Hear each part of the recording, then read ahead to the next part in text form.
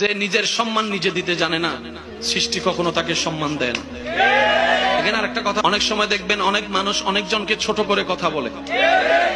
অনেক মানুষ দেখবেন কথায় বার্তায় কাজে আকার ইঙ্গিতে অনেকজনকে ছোট করে কথা বলে। আমরা মনে করি উনি ওনাকে অপমান করছে। আমি শ্রদ্ধার সাথে একটা কথা বলি, মনে রাখবেন, সম্মান দেওয়ার জন্য তার কাছে আগে সম্মান থাকতে হয়। যার কাছে সম্মান নাই সে সম্মান দিতে জানবে না। যার কাছে সম্মান দেওয়ার মতো সুন্দর একটা মন নাই সে কখনো সম্মান দিতে জানবে না।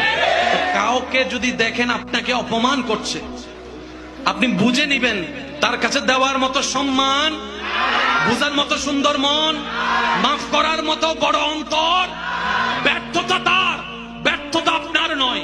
তো কারো কাছ থেকে অপমানিত হলে মন ছোট করবেন না। আমি অপমানিত হয়েছি, এই জায়গায় একটা টেকনিক অ্যাপ্লাই করবেন, সেটা হচ্ছে আপনি ধৈর্য ধরে ওনাকে মাফ করে দিবেন, আল্লাহর দিকে তাকাই ওনাকে মাফ করে দিবেন, দাবি মুক্ত করে দিবেন। আপনার রব এটা দেখে খুশি হয়ে আপনাকে আরো 1000 গুণের ইজ্জতের মালা পরিয়ে দিবে। ওয়াতু ইজ্জু মান তাশা। চিৎকার দিয়ে বলেন সুবহান।